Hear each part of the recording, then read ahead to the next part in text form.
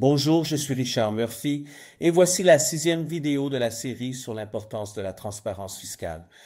Dans la 5e vidéo de cette série, j'ai discuté des parties prenantes d'un système fiscal et j'ai décrit ce que chaque groupe identifié pourrait attendre du système fiscal.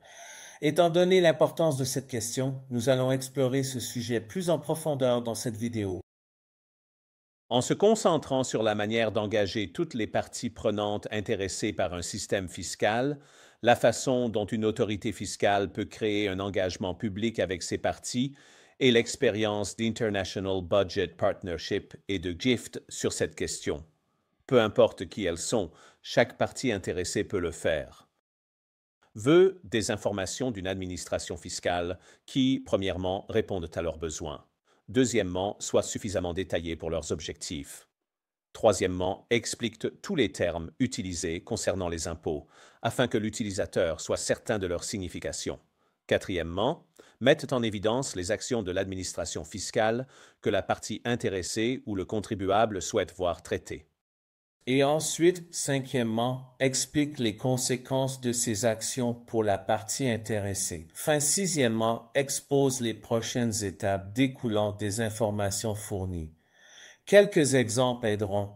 Comme nous l'avons noté dans la vidéo 5, le Trésor d'une juridiction souhaite collecter toutes les sommes d'impôts qui lui sont dues, tout en ayant la garantie la plus proche possible que le système fiscal équilibrera ses obligations financières telles qu'elles sont définies dans son budget. Pour répondre à ce besoin, le Trésor exige, par conséquent, les éléments suivants. Premièrement, un budget qui explique les recettes fiscales anticipées et pourquoi elles devraient être dues, des comptes pour les recettes fiscales effectivement perçues, et une explication sur les raisons pour lesquelles les recettes prévues n'ont pas été collectées. Cela peut nécessiter une analyse de l'écart fiscal qui fournit plus de détails sur cette question. Et il pourrait même être nécessaire de réaliser une analyse des retombées, ce qui, à son tour, conduira à une analyse détaillée de la manière de mieux faire la prochaine fois. Prenons un autre exemple. Comme mentionné dans la vidéo 5, les contribuables d'une juridiction doivent savoir quels impôts ils pourraient devoir, comment ils peuvent calculer ce qu'ils doivent avec un risque minimal de se tromper, et donc très important d'encourir une pénalité. Comment déclarer effectivement leurs impôts? Autrement dit, ils doivent connaître le système fiscal. Comment ils peuvent payer leurs impôts et quand ils sont dus? Comment ils peuvent faire appel si l'administration fiscale pense qu'ils ont mal déclaré leurs impôts? Comment leurs impôts sont utilisés, car cela encourage la conformité fiscale? Et de qui et où ils peuvent obtenir plus d'informations sur leurs impôts? Et en échange, donner leur avis sur le fonctionnement du système fiscal. À moins que les contribuables ne disposent de ces informations, la confusion sera généralisée. Mais fournir ces informations n'est pas aussi simple qu'il y paraît.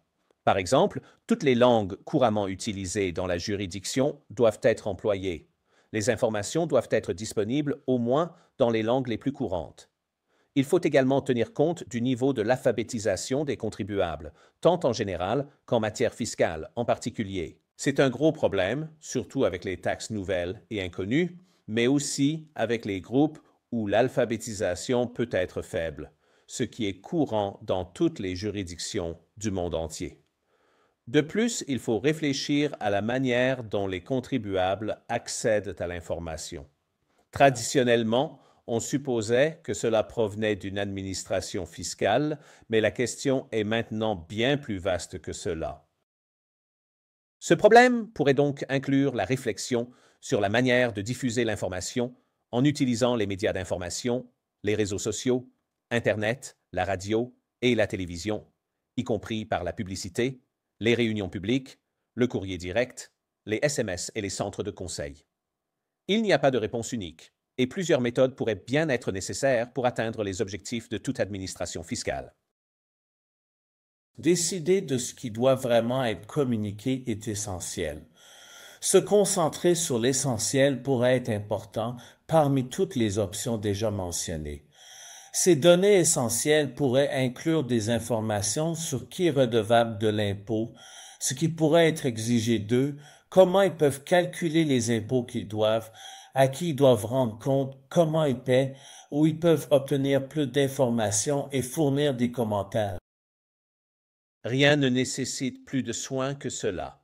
Si une juridiction doit percevoir les impôts qui lui sont réellement dus, dans ce cas, il vaut la peine de partager certaines des expériences d'International Budget Partnership lorsqu'ils ont travaillé sur ces questions.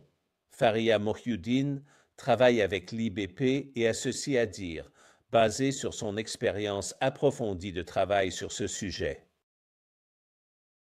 À l'International Budget Partnership, nous avons travaillé avec des femmes de marché au niveau de l'État en partenariat avec la Society of Women in Taxation Nigeria et l'Association of Nigerian Women Business Network pour examiner comment ces contribuables comprennent leurs droits et obligations au sein du système fiscal et comment cela intersecte avec la transparence et la conformité. Dans notre étude de cas de l'État de Crossover, nous avons constaté que la transparence sur les taxes à payer, leur montant, à qui elles devaient être versées et pour quelles raisons, favorisait une meilleure conformité fiscale et un meilleur civisme. Les femmes du marché ignoraient souvent leurs droits et obligations fiscaux.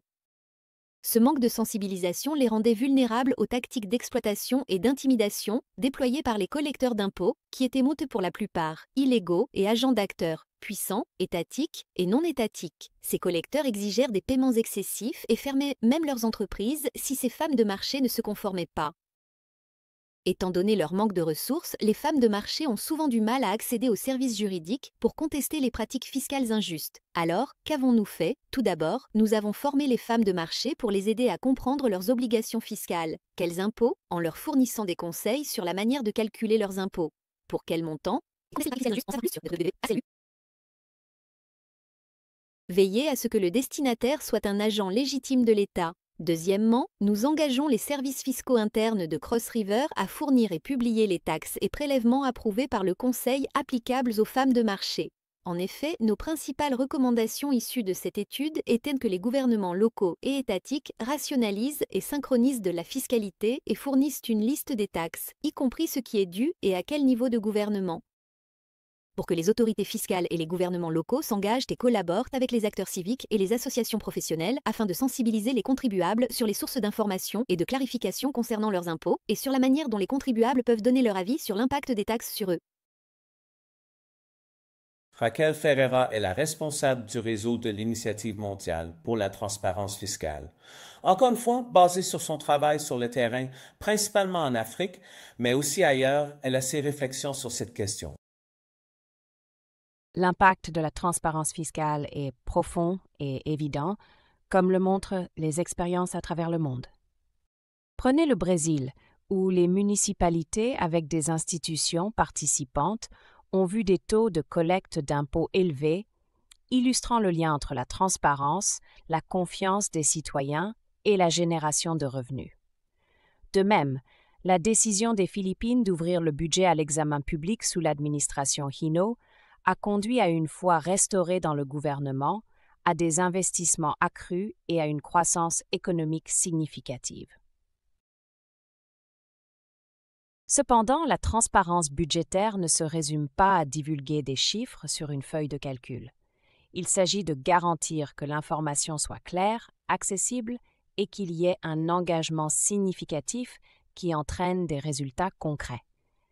Il s'agit de combler le fossé entre les fournisseurs d'informations et les utilisateurs, en veillant à ce que l'information ne soit pas seulement publiée, mais comprise et utilisée pour un véritable changement. Trop souvent, nous avons vu des pays se vanter de niveaux élevés de transparence. Pourtant, le potentiel transformateur de cette information reste largement inexploité.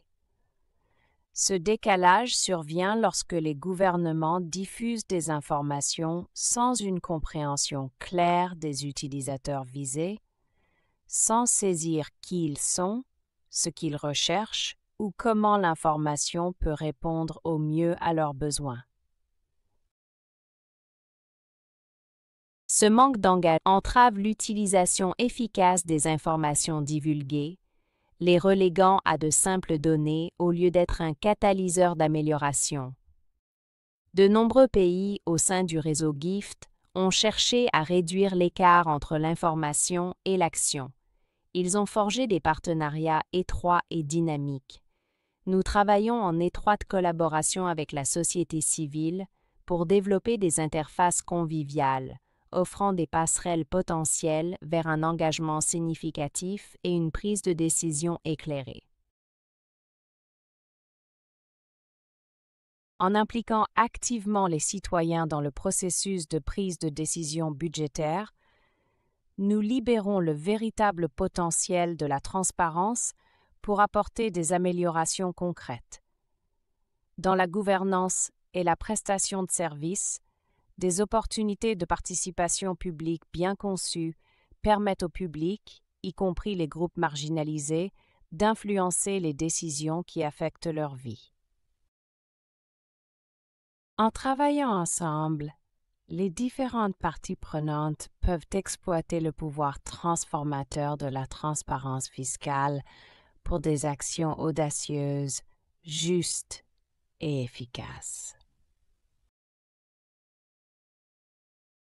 En résumé, la communication est au cœur du bon fonctionnement des systèmes fiscaux. C'est précisément pourquoi nous parlons de transparence fiscale